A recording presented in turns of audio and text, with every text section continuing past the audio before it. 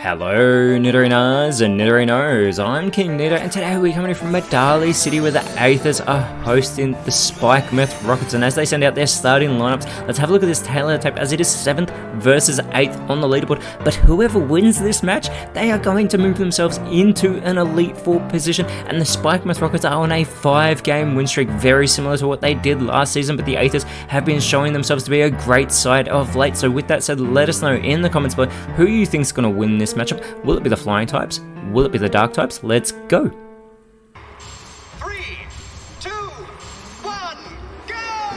And it is going to be Incineroar with Hydreigon starting out for the Spike Myth Rockets. The Magnet Rise on Incineroar, it is going to levitate with that electromagnetism. Everybody's above the ground right now, and the Headlong Rush from Hydreigon, it should know better because it's not going to work on the flying types, allowing Gyarados to go with the Brutal Swing, connecting with everybody on the field, including its teammate Corviknight, getting a critical hit there onto Incineroar as well, who is revealed to be a Zoroark in its illusion form.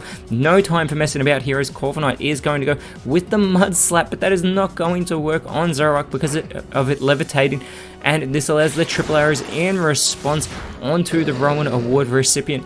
And Hydreigon follows up with the Whirlwind that is going to send Corviknight back to the bench after that triple arrows, and out in its place being dragged onto the field is Honchkrow. We have two Moxie ability Pokemon on the side of the Medali Aethers right now. The double edge onto Hydreigon, massive damage there from Gyarados, who does get a little bit of recoil in the process, but Zoroark is going to respond with the Growl. It is going to lower that physical attack of both Honchkrow and Gyarados, who are both physical attackers. Hydreigon does follow it up as well with the Bullet Seed, trying to capitalize on that part water typing that Gyarados has. This multi-hit move, if it can get all 5, it will end up doing massive damage.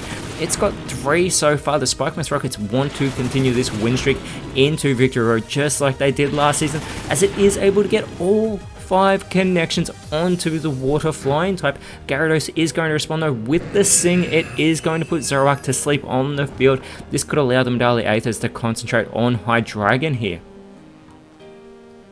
And Honchkrow is going to follow it up with the round, going for that Dark Dragon, getting in some good damage there as well as Zoroark is fast asleep on the field. Hydreigon is going to have to do all the work by itself at the moment. Going for the Mud Slap, we already know the ground type moves are not going to work. This allows Gyarados to capitalize. It goes with the Mega Punch, and Hydreigon's able to hang on, but Honchkrow follows it up with the Payback. The 1-2 combination. Hydreigon has been taken out of this matchup, the most powerful Pokemon on the side of the Spike Myth Rockets, and we see that Moxie boost for Honchkrow. It just needs to not take itself out of this matchup, as out comes the real Incineroar for the Spike Myth Rockets.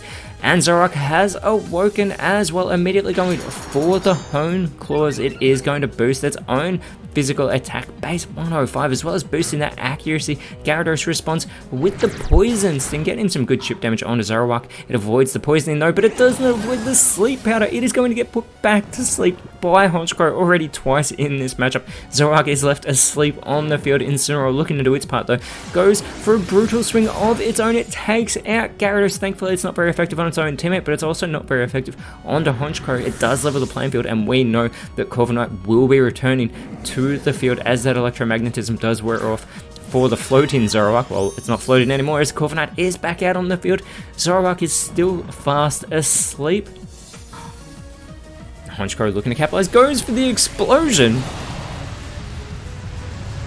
Wow, we really did not think it would take itself out of this match as well, but it takes Zoroark out in the process, but it's practically just wasted that Moxie boost, putting its own teammate into knockout range, being Corviknight. Incineroar capitalized, but first Corviknight goes for the Grassy Glide, not very effective onto Incineroar, who shakes it off. It returns with a Smoke Screen. It doesn't go for the elimination, instead it is going to lower the accuracy of itself because of that Mirror Armor ability coming into play. It is going to be Hisuian Samurott coming out for the Spike Myth Rockets.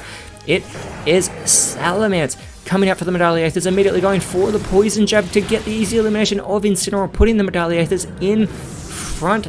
It is that 4-3 advantage for the Aethers in this back and forth match, and there is that Moxie boost now for Salamence, 135 base physical attack, but the acrobatics, Corviknight's able to hang on after that not very effective move from Samurott, allowing it to go for the present in response, getting some great damage. What a present, as out comes Greninja for the Spike Myth Rockets, and remember it has that Battle Bond ability. It's got the speed advantage, goes for the Ice Shard onto Salamence.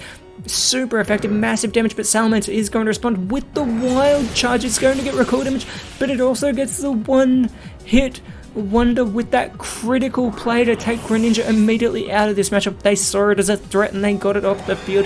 Salamence even puts itself into knockout range, but it gets another Moxie boost in the process. However, Samurott could capitalize. It goes for the Rock Wrecker, and this is going to take Salamence out of the match. The Rockets needed that elimination in response to keep themselves in this game.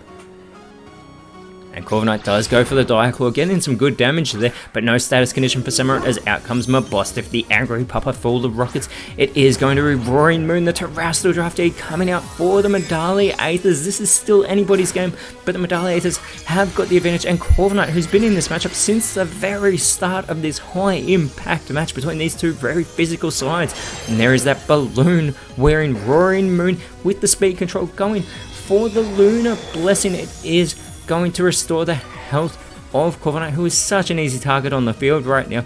And there is that recharge coming into play for Samurott. The coil for Mabosstiff. It is going to boost its own physical attack as well as boosting that physical defense and its own accuracy, just like Samurott did. Corviknight, however, is going to go for the Water Pulse on to Mabosstiff. Doesn't get a great deal of damage, but it is going to leave it in a confused state, and with that boosted attack, the others want Mabosstiff to do damage to itself. The Fury Swipes from Roaring Moon is going to be avoided though by Mabosstiff. It isn't that confused, wobbling out of the way in the process. The Shockwave though onto Roaring Moon from Samurott is super effective. Mabosstiff needs to shake off this confusion, and it's successful in doing so. It is going to go for the skill swap. It's going to take the Mirror Armor ability from Corviknight, giving Corviknight that Guard Dog ability instead.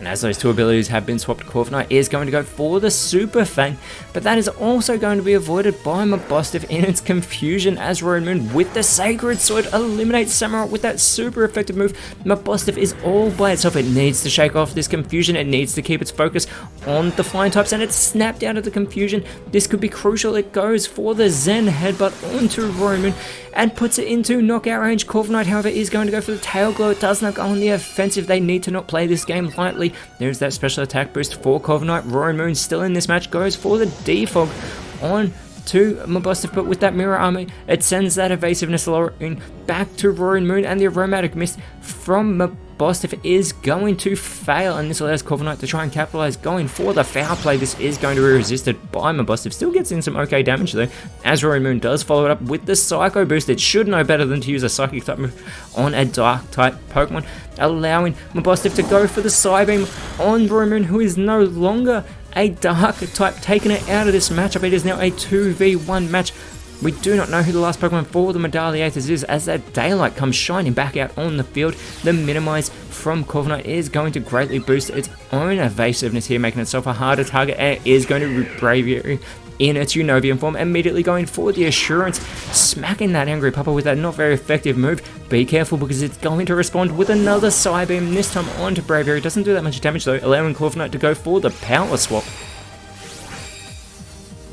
And it is going to take those attack boosts from Mabosstiff, and the Rock Smash, super effective from Braviary. Doesn't do a great deal of damage though, and there's that Mirror Armor ability coming into play again, lowering the defense of Braviary, but it gets that Defiant attack boost. Mabosstiff, however, is going to go for the Speed Swap, but it foolishly concentrates onto Corviknight, which means the Aethers have got full speed control at the moment. Corviknight is going to go for the Zing Zap to get the elimination with that critical hit as well. The Aethers have just ended the win streak of the reigning champions. The Spikemuth Rockets 5-game win streak has come to an end before they have a massive contest next round, because they are going up against the current top of the leaderboard, the Hammerlock Draconids, whereas the Aethers have moved themselves into an Elite Four position, and next round they are going up against the Pseudopolis Aqua. But with that said, Nidorinos, thank you so much for watching. Let us know in the comments below who you thought was best on field. If you enjoyed what you saw, please leave a like, share, subscribe, but more importantly, always remember, you are awesome, and I'll see you